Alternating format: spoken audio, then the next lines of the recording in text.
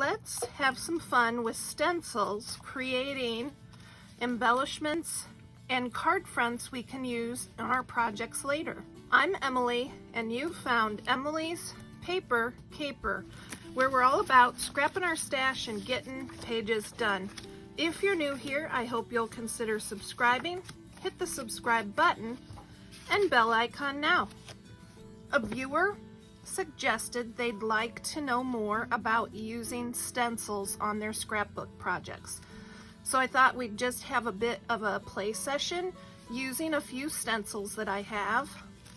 I don't know origin of this one. It is a beautiful repeating pattern of hearts. So I thought I could make some card fronts and embellishments for pages. The card fronts will be for Valentine's, and then the other elements will be for scrapbook pages. These two stencils came from the Dollar Tree. They're just versatile patterns, and I really like using them, and so we will give those a try as well, all to create some embellishments. I'm going to use my distress inks, which I have in this. It's a tackle box organizer, and it works nicely to keep these small cubes organized. I have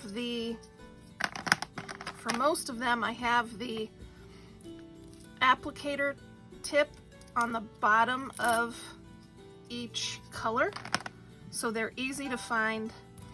We want to do, first we're going to start with something very basic, which is just one color. Let's use Candied Apple.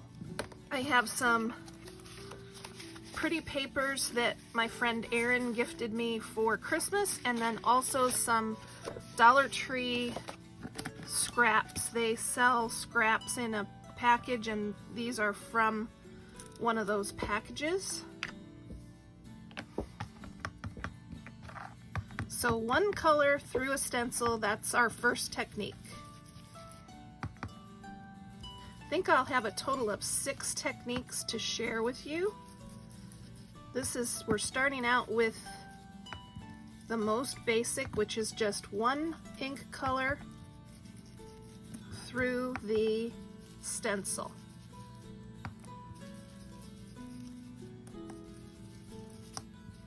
Some people like to tape their project down with washi tape to help keep it steady. I also like to just hold it with my hand. I end up with inky fingers, but I don't really care about that, but just wanted to show you that the washi tape's an option. Here's a pretty single color stenciled embellishment. It can become a card front, it can become an embellishment on a page, and I can keep this in my stash, and I'll have lots of options. The next technique I want to try is a 2-color blend through the stencil. So we have Candied Apple. Let's also use Picked Raspberry.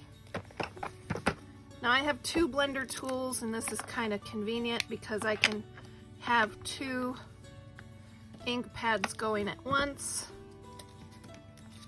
And I think what I'll do is we'll start with the darker Candied Apple at the bottom and then blend into the Picked Raspberry.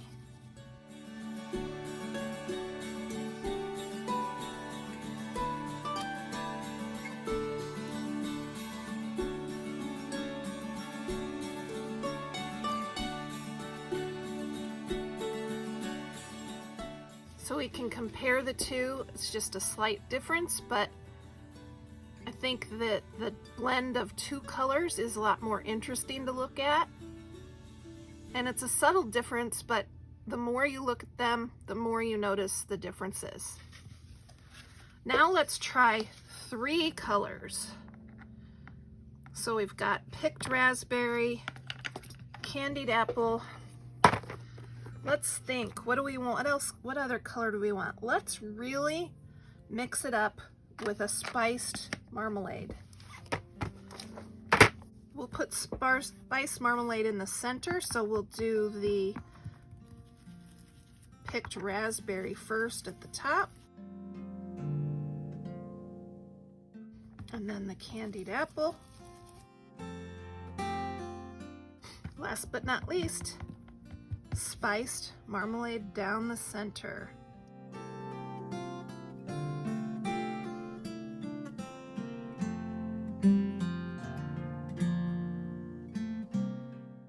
Isn't that pretty? Quick and simple, and you can kind of compare one color, two colors, and three. Which do you prefer? So I've been inking with this same stencil for several times and several colors. And Distress ink mixes with water well. So I've got a bottle of water here that I'm going to spritz the stencil, and I don't want to waste that ink necessarily, but I'm going to see what kind of image I can get when I spritz the stencil and then press a paper on top.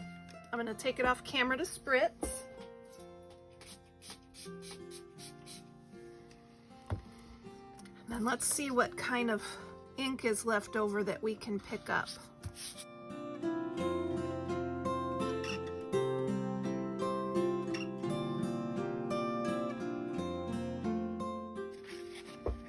Isn't that cool?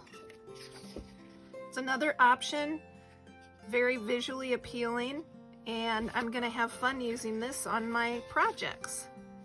Let's keep going now. I've got a wet wipe here to try to keep things civilized. Let's switch gears and use a different template. This has 9 different patterns. It's from the Dollar Tree.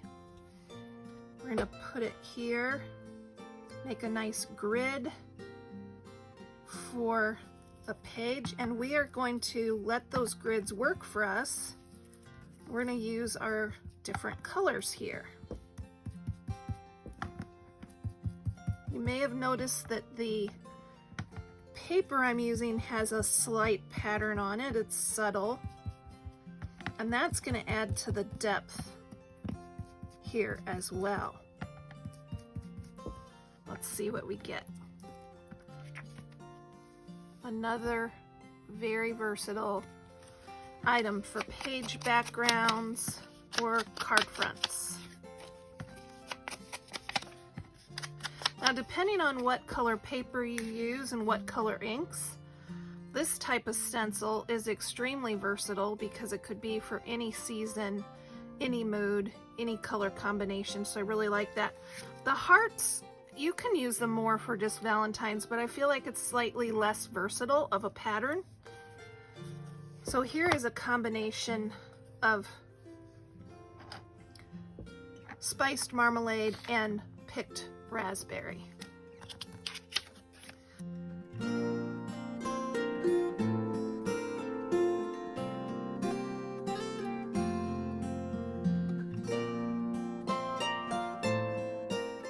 If you don't have a lot of stencils, you can also create one by punching and using a negative space.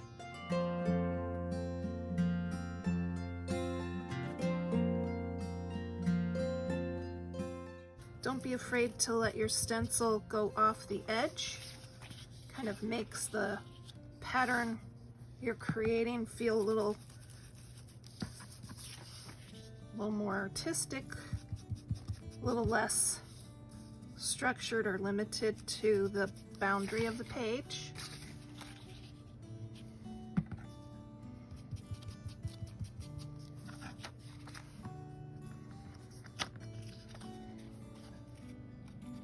Got another paper back there.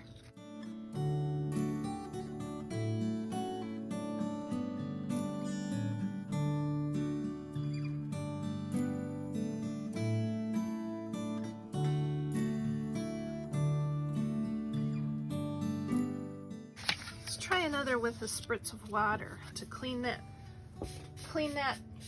stencil and picking up that leftover ink. Let's see what this gets us. Yeah, it's awesome. Let's clean this one. Giving it a good spritz, 4 of 5 good sprays. Kind of clean those stencils a little bit. See what we get with this one. Ta-da! You can also use a wet wipe to clean a little bit. I'm not especially worried about cleaning my stencils a ton, maybe just a little bit. For example, you can see that I've got some paint that dried here. Didn't hurt the function of the stencil in any regard.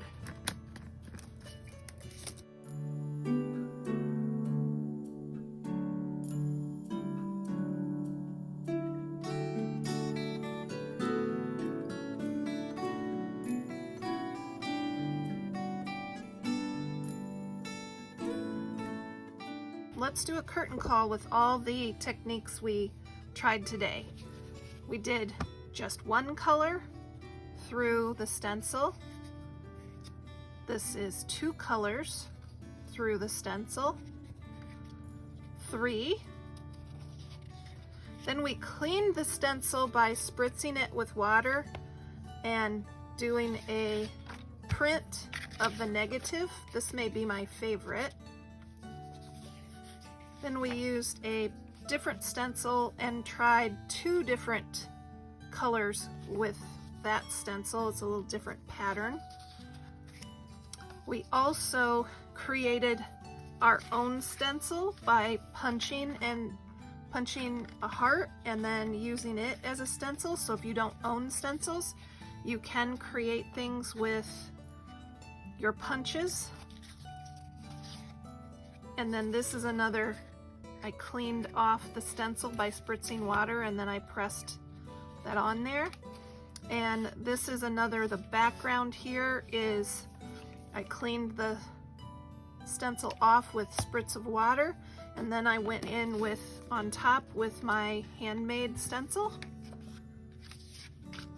Let me know which was your favorite technique, and I hope this inspires you to get out some paper scraps and some stencils and have a bit of a play.